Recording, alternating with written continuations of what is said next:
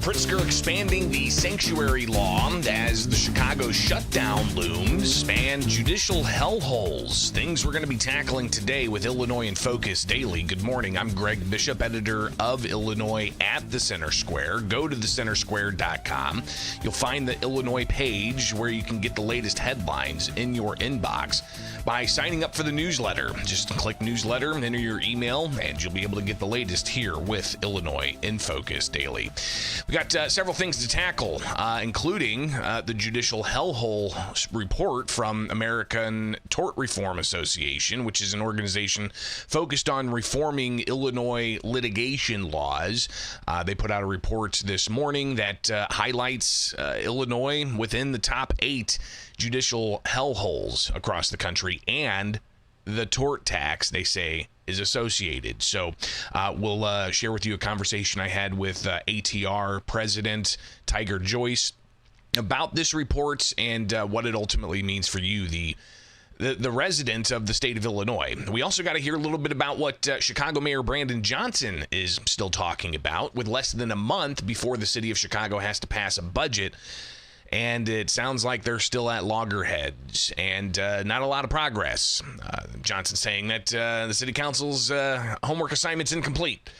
But obviously, the conversation about tax and spend is right front and center with the city of Chicago facing a $1 billion+ deficit. But coming up next, we got to talk about Governor J.B. Pritzker expected to sign that sanctuary policy expansion bill that's on his desk. That same piece of legislation that started out as a prisoner of war missing in action recognition day bill that was gutted and replaced in the final hours of fall veto session and passed on the governor's desk. He's going to be in Chicago signing that this morning. So we'll preview a bit of what the criticism is of that bill. All right, it's right here with Illinois in Focus Daily with us each and every weekday morning. You can join the live chats, a lively group of folks in there sounding off on today's issues. Be sure to like, subscribe, hit that notification bell, and wake up with us here with Illinois in Focus Daily.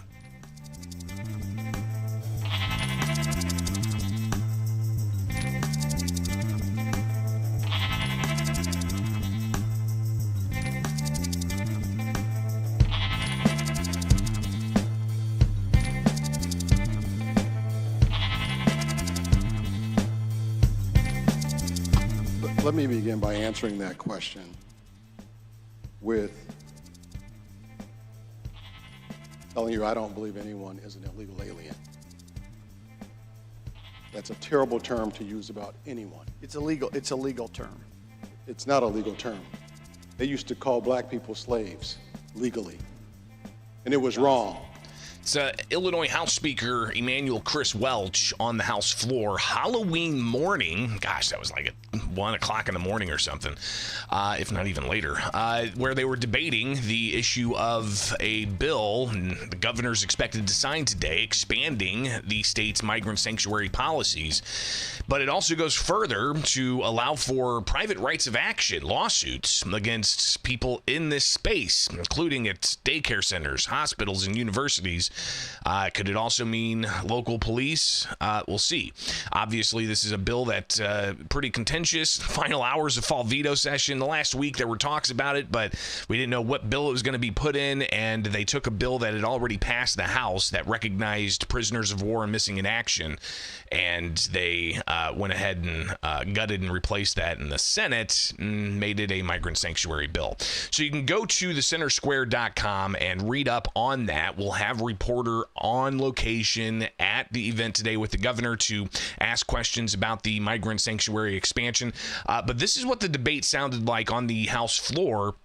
Again, early Halloween morning and fall veto session about this bill. And in particular, I just wanted to re-highlight the conversation that State Representative C.D. Davidsmeyer, a Republican from Murrayville, had with Illinois House Speaker Chris Welch, a Democrat from Hillside. Mr. Speaker, do you agree with Governor Pritzker that you want federal law enforcement to work with local law enforcement to get rid of criminal illegal aliens?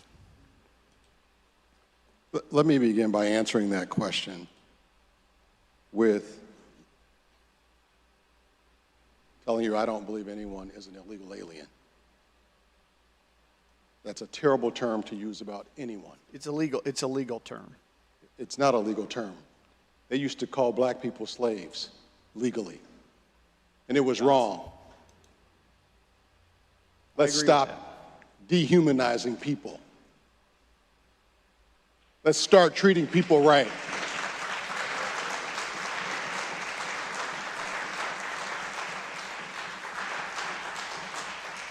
Language matters. Let's treat people with respect and humanity. And I agree with Governor Pritzker that we should fight like hell to protect people's constitutional rights and their due process rights. Next question. So again, that was just a little bit of the debate in the Illinois House on early Halloween. This bill, again, starting out as a prisoner of war bill and missing in action recognition bill, passed the Illinois House way back in April unanimously. Everybody was on board with setting aside a day that would be a recognition of MIA POWs. But then it never passed the House before the end of spring session. Come fall veto session, never passed the Senate before the end of spring session. Come fall veto session, the Senate took that bill that passed unanimously about POW MIA and gutted and replaced it. The final hours of fall veto session made it this migrant sanctuary bill that expands things quite a bit, and it's now on the governor's desk. And you've got DHS putting out a statement, the Department of Homeland Security putting out a statement last night. Governor Pritzker's Sanctuary, Illinois, released more than 1,700 criminal illegal aliens, including murderers, pedophiles, and kidnappers.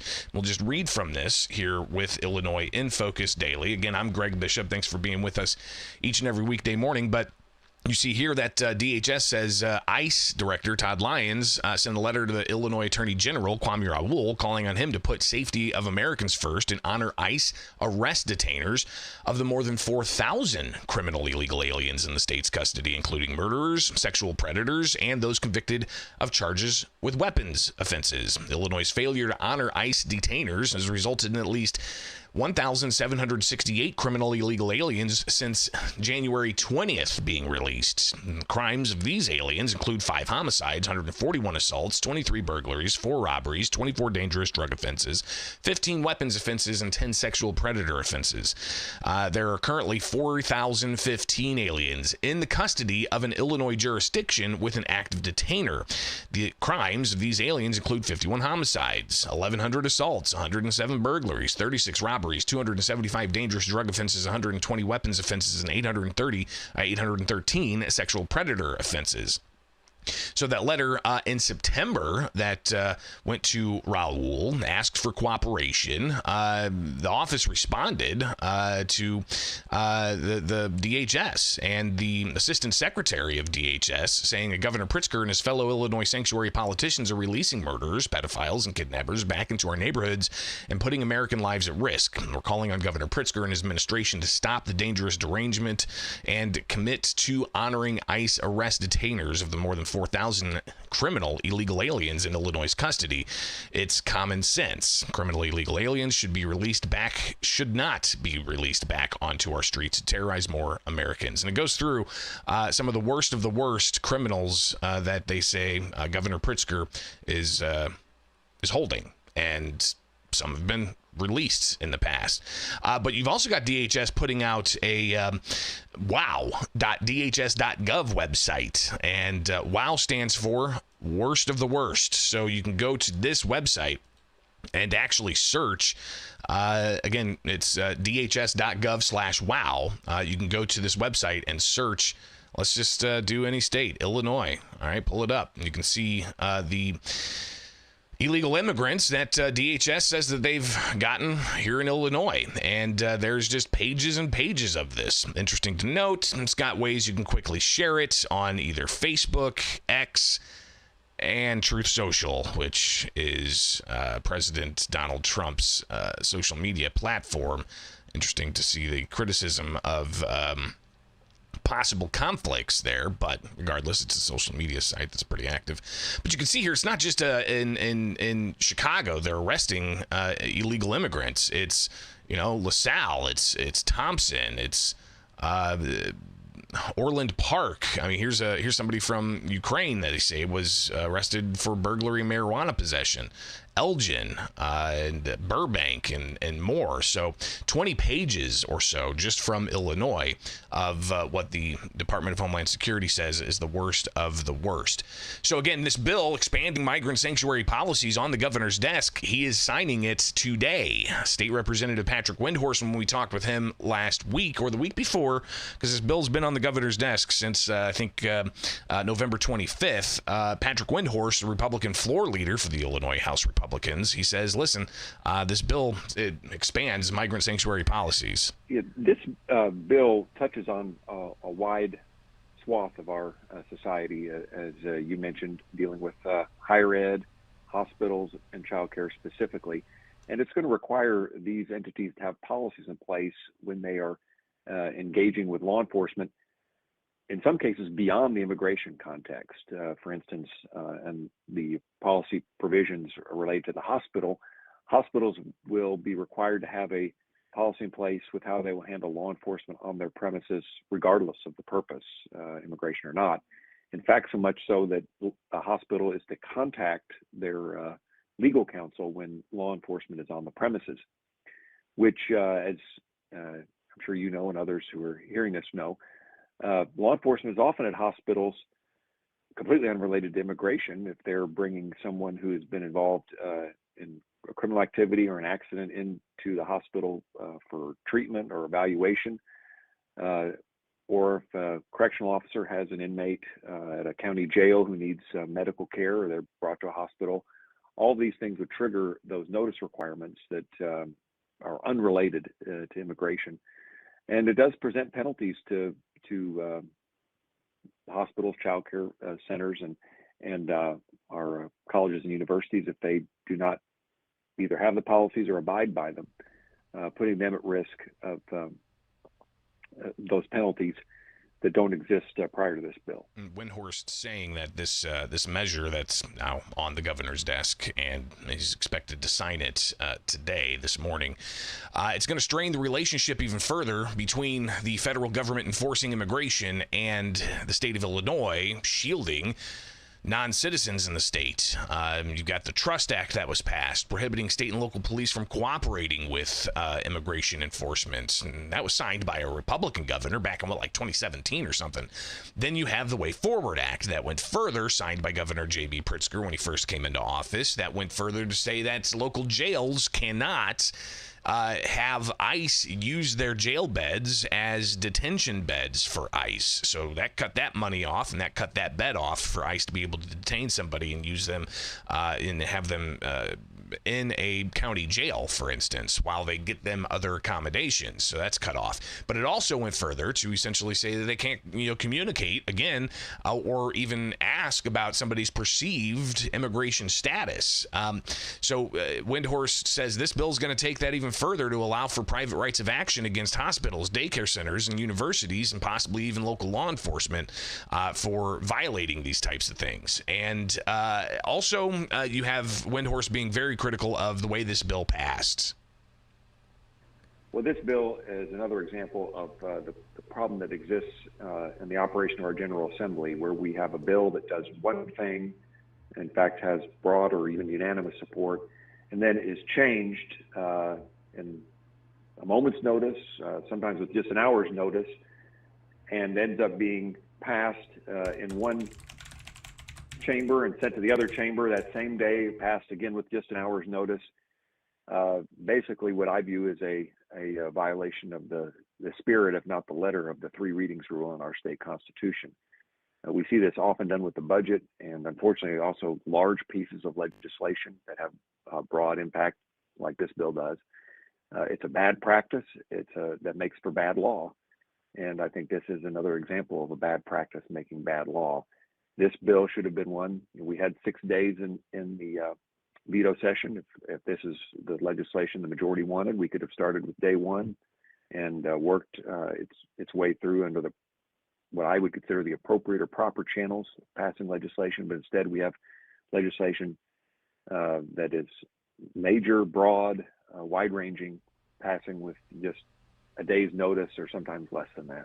So obviously you've got Windhorst critical of the process, but the process of the Trump administration enforcing immigration law finds its critics, obviously. Here's Chicago Mayor Brandon Johnson yesterday being asked about immigration enforcement. Is this number the sticking point? Thanks, yeah.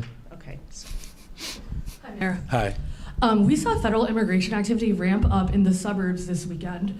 Does your admin have any intel on whether DHS plans to move in Chicago? And if so, what can you share?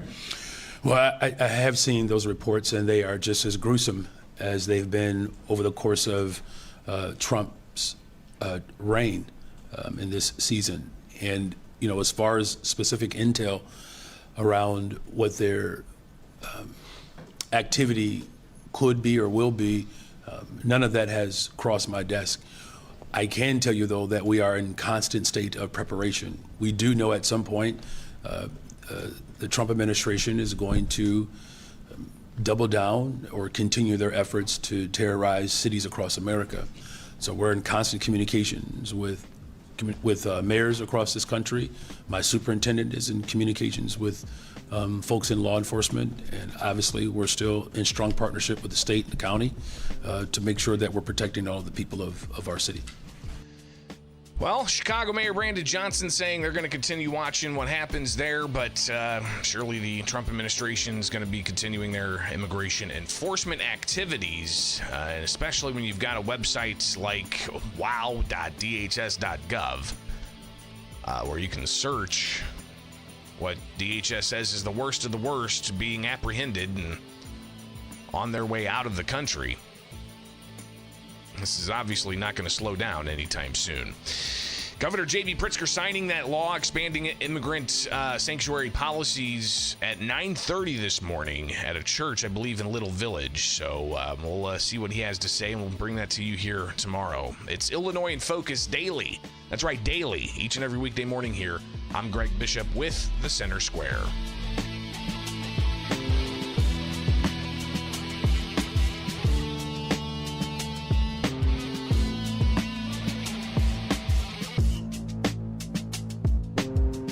City of Chicago careening towards a shutdown as city aldermen not able to come to terms on the city's budget that has to be approved by the end of this month to take effect January 1st. Well, Chicago Mayor Brandon Johnson has a slew of tax increase ideas, but Chicago aldermen don't seem to be on board with those. This is Illinois in Focus Daily. I'm Greg Bishop with you each and every weekday morning. Get to thecentersquare.com where you can sign up for the latest to get headlines in your inbox. Again, go to thecentersquare.com.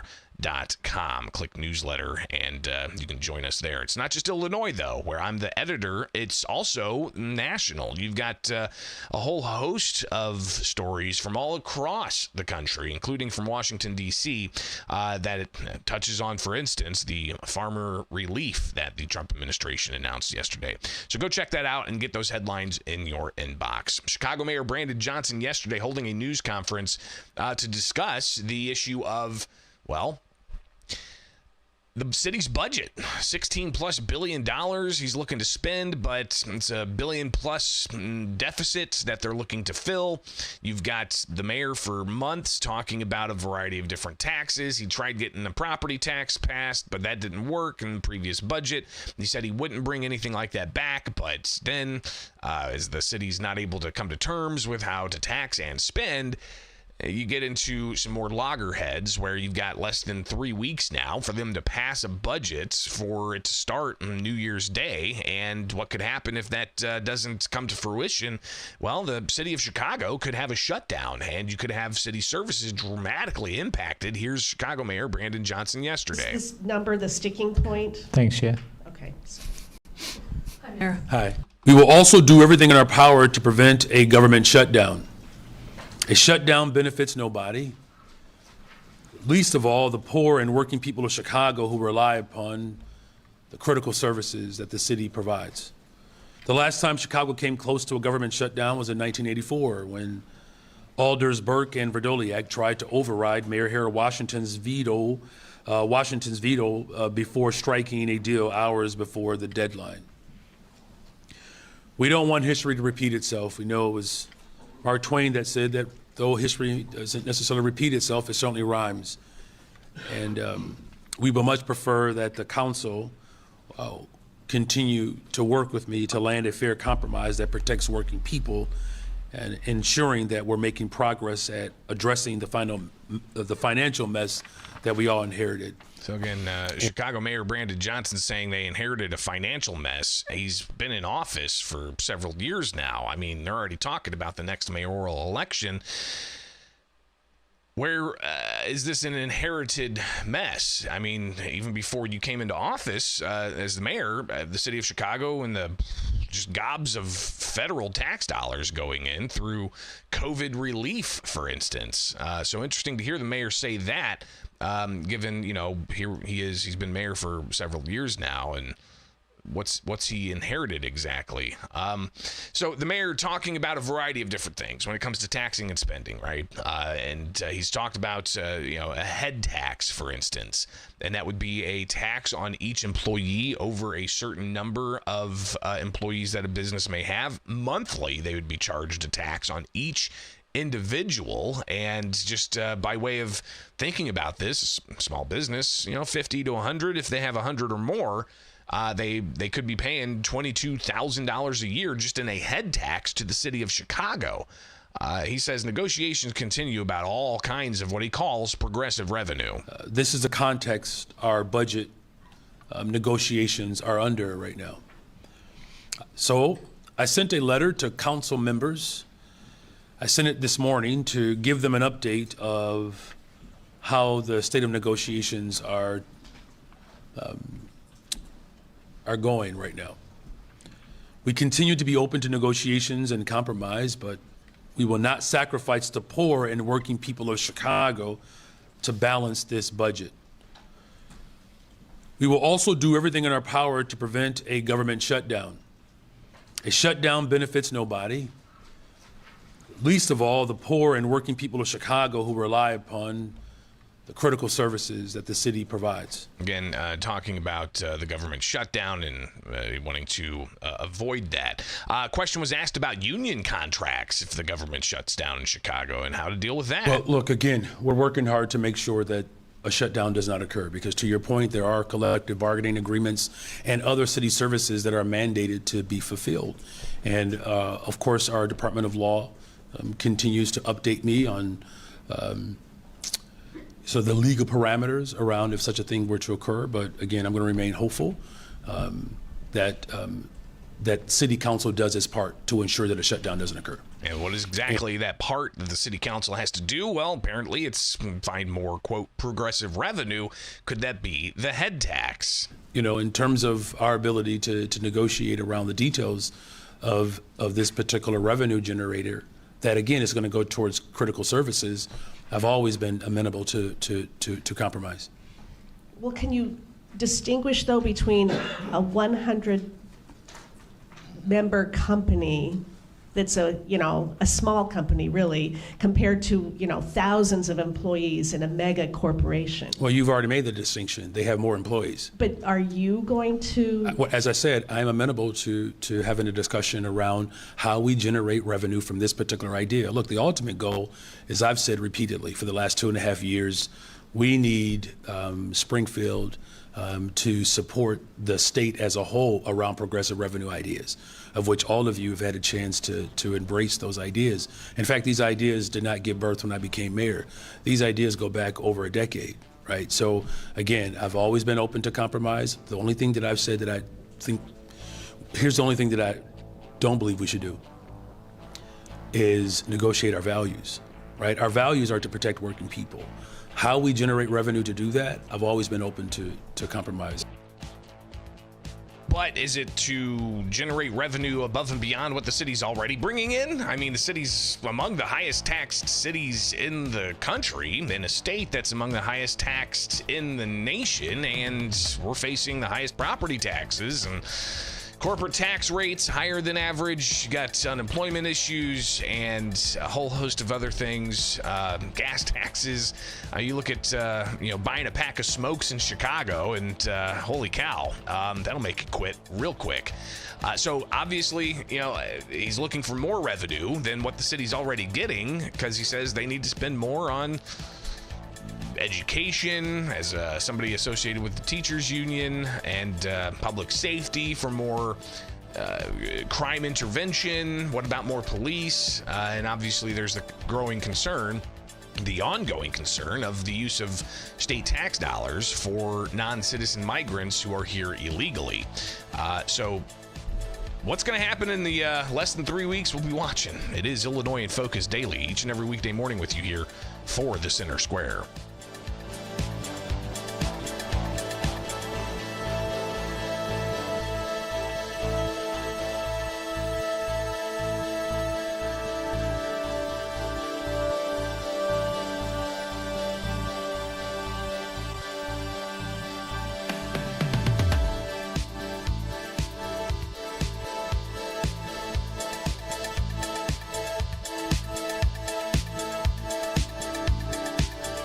Another year, another report about Illinois' judicial hellhole status.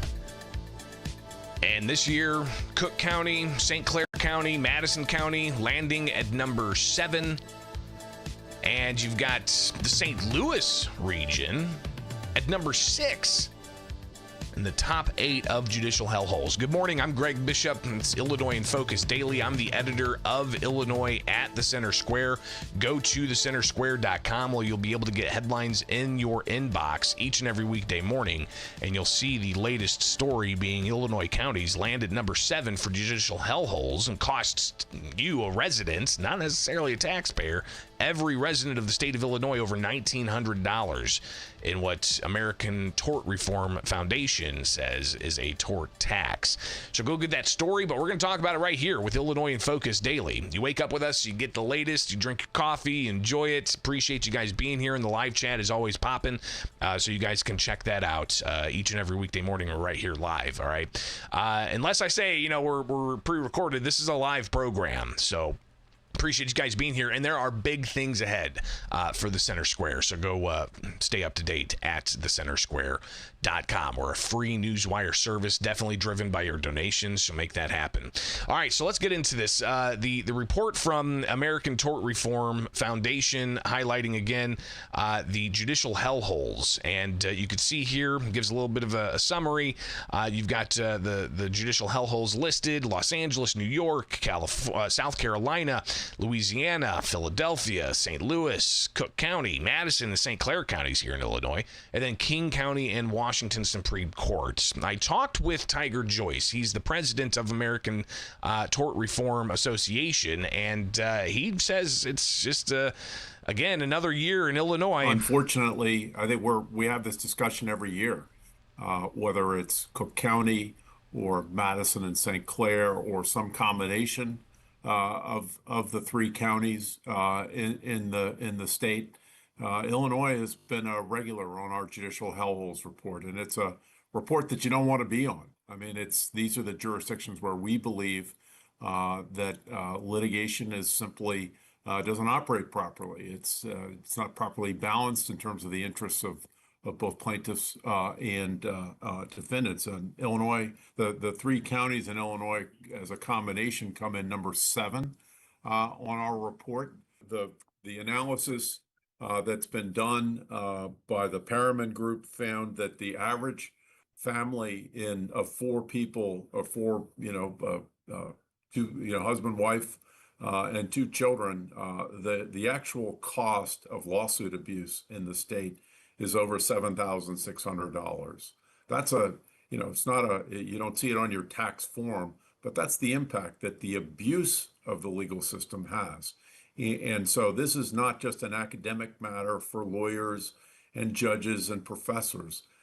This is something that affects everybody. It also affects the creation of jobs, and the estimate from the Perriman Group is that over 200,000 jobs are lost each year, because of these excesses of the civil justice system. It's not just a matter for lawyers. So any and all of your listeners should be focused on, and I think advocating for reasonable, thoughtful improvements to the system so that it helps with the affordability of matters, greater capacity to improve their income, and making life better without forfeiting their appropriate rights to access the civil justice system. And we're talking about Illinois and its status as having 3 counties that are a judicial hellhole. But if you look at the report here, it's not just St. Clair, Madison, and Cook counties. You also have St. Louis. We'll take a look at St. Louis here in a moment, but I want to take a specific look again. It's Illinois in focus at the number 7 slot for judicial hellholes, and if you click through on their website, you'll get a pretty interesting breakdown here of St. Clair, Madison, and Cook counties and why they're on the judicial hellhole list, and including this little infographic here that talks about the economic impact and the total amount of tort tax that there is, but also the amount of TV advertisements and radio ads and print ads that are made by lawyers, by trial lawyers that get a lot of money from payouts from so-called nuclear verdicts. And you can see here, just in the first quarter of 2025, Chicago trial lawyers spent $28.7 million on advertising. In the St. Louis area, $18.7 million just in quarter 1. And they break it down. They show that it's actually in total for all of January through June 30th of 2025, so a year and a half worth of $110.4 million on advertising. So that's a lot of money. Illinois, obviously, there's a whole host of things that they play out here, showing that the progression of Illinois from various years in the past when they've done the judicial hellhole report. Cook County was at number 7 at one point. Had its BIPA litigation. You have Cook County remaining at 7.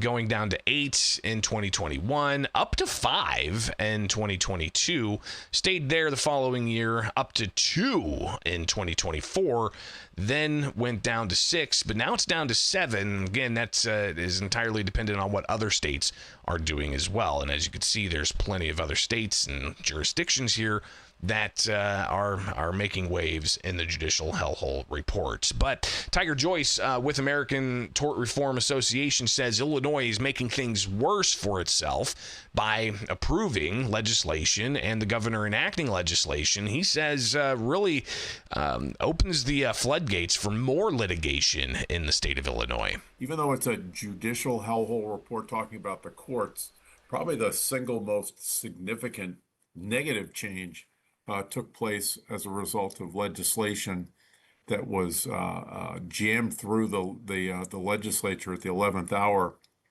earlier this year and signed into law by Governor Pritzker. And essentially what it does is it opens up Illinois to litigation from all over the country.